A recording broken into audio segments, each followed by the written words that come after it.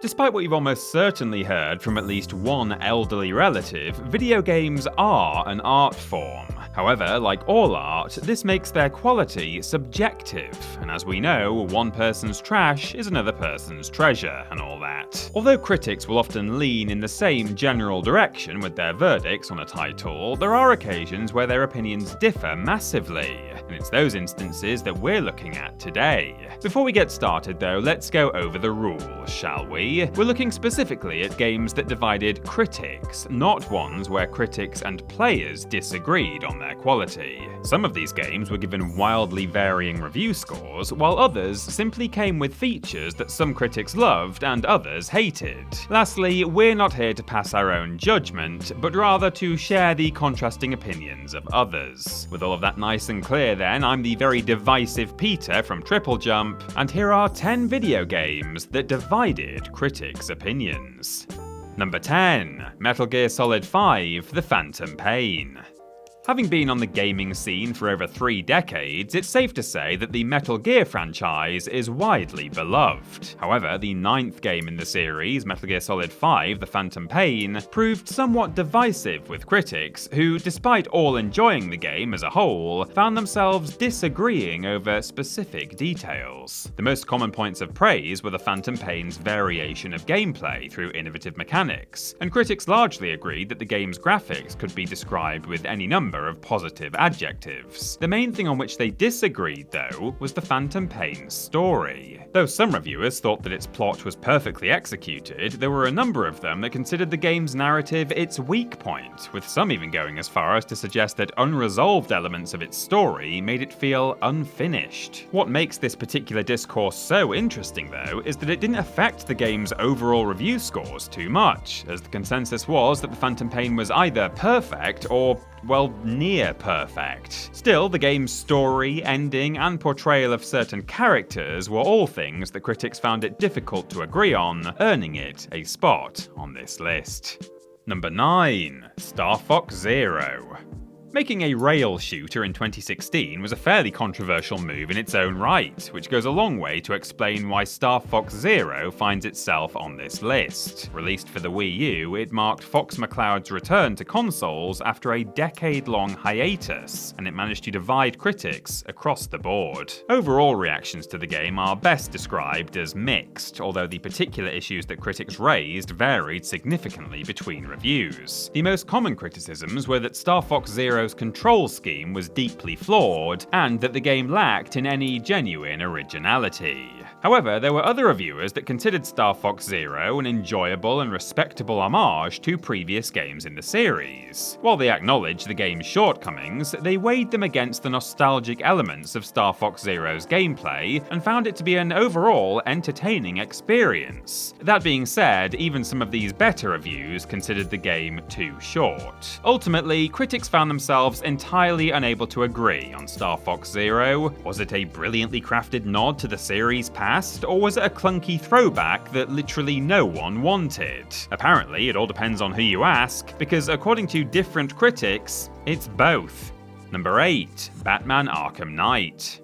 Rocksteady's series of Batman games are widely considered to be the best interactive representations of the Caped Crusader, but that didn't stop Arkham Knight from dividing critics upon release. After both Arkham Asylum and Arkham City impressed fans and critics alike, Arkham Knight had a lot to live up to, and it went in a far more ambitious direction than its predecessors, with a number of new additions to the gameplay and a massive open world to explore. Naturally, critics had a lot to say about Arkham Knight's innovations, but the new gameplay mechanics proved a significant point of contention. The most notable was the game's Batmobile segments, some of which involved puzzle solving, whilst others incorporated a sort of tank warfare minigame into proceedings. While a number of reviews applauded these sections, others believed they were too long and included too frequently, with some even questioning whether they were necessary at all. Similarly, some reviews considered the game's story to be weaker than that of its predecessors, whilst others enjoyed the twists and turns of the narrative. Despite being visually breathtaking and an all-round immersive experience for fans of the Bat in Black, Arkham Knight was a game that critics simply could not make up their collective minds on.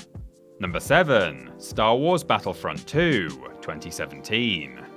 Before we get started on this one, we will address the EA-shaped elephant in the entry. Yes, Battlefront 2's loot boxes were incredibly controversial. However, as critics generally agreed that they hurt the game at the time of release, there's thankfully no need for us to delve into them here, given the title of the list. As a sequel to a reboot, Star Wars Battlefront 2 had big shoes to fill, as belonging to the Star Wars franchise comes with certain lofty expectations.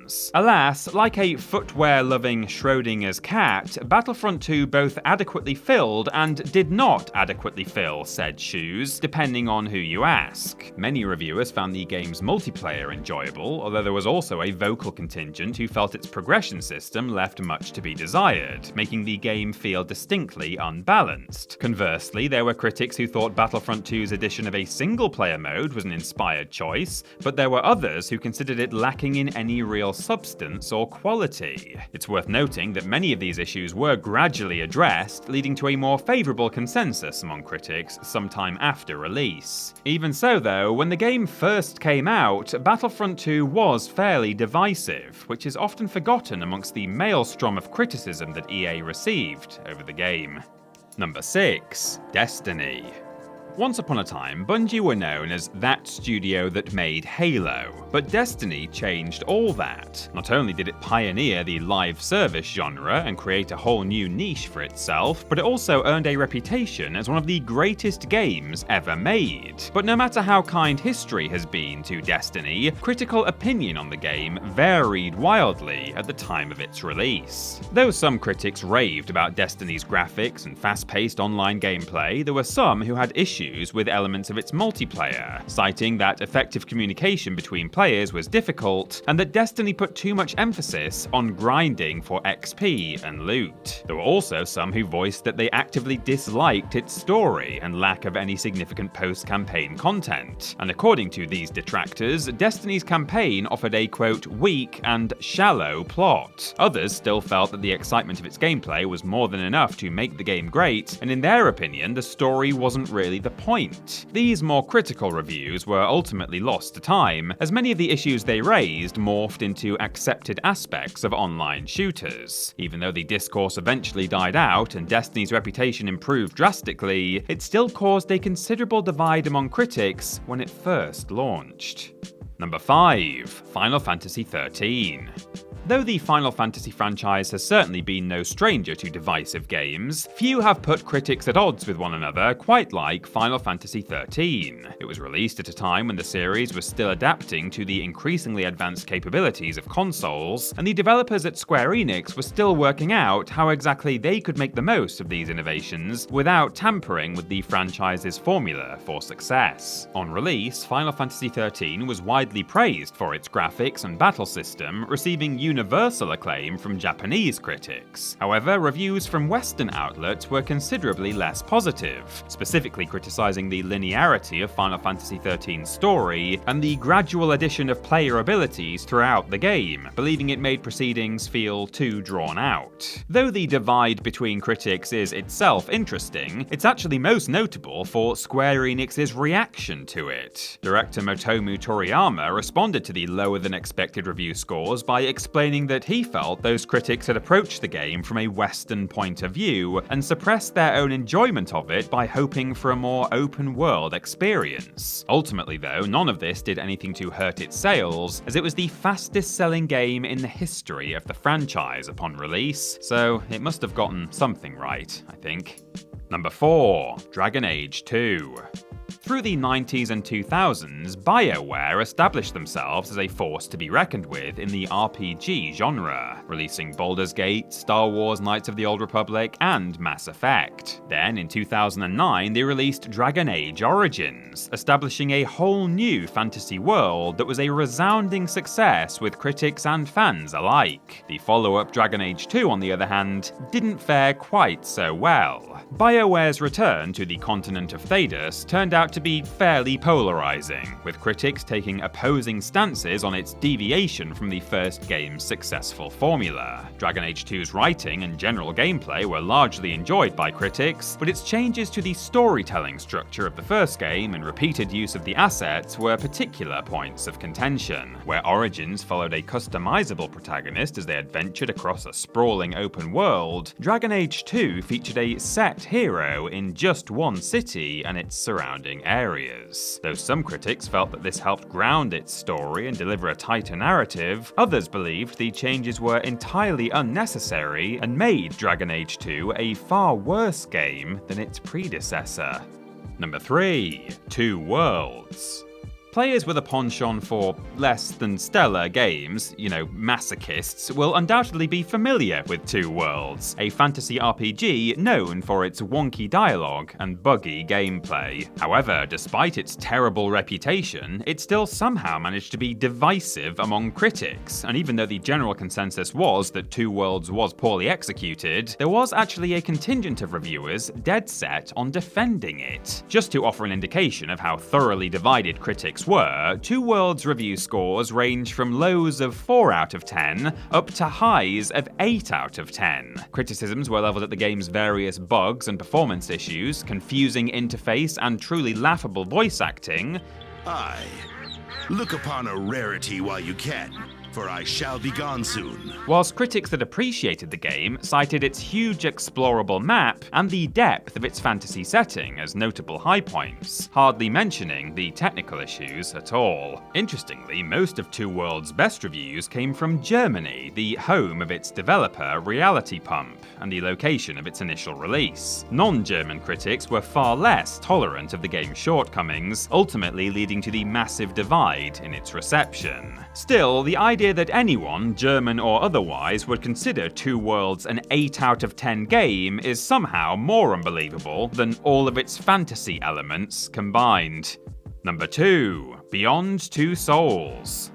Divisive? Quantic Dream? Surely not. All jokes aside, David Cage is himself quite a controversial figure. Is he a brilliant innovator or a deluded lunatic? Is he incredibly misguided or incredibly misunderstood? Probably a little of all of the above, because his games tend to find both critical acclaim and critical ire in equal measure, and Beyond Two Souls is a prime example. Cage's vision for the game was to create an example of how interactive storytelling could become the next great medium of entertainment, effectively combining video games and movies into something that lands squarely between the two. Naturally, critics had mixed feelings about the result, leading to some very interesting and wildly varied opinions on Beyond Two Souls. While the visuals and the motion-captured acting performances of Elliot Page and Willem Dafoe were widely praised, reviews came down on either side of Beyond Two Souls' interactivity. Some felt that the simplicity of the gameplay made the story more impactful, while others believed that the excessive use of QuickTime events gave the player no real control over the story. As a result, Beyond Two Souls was incredibly polarizing among critics and led to debates over how exactly video games should even be defined. Honestly, we sort of suspect that was probably David Cage's plan all along. And number 1, Deadly Premonition.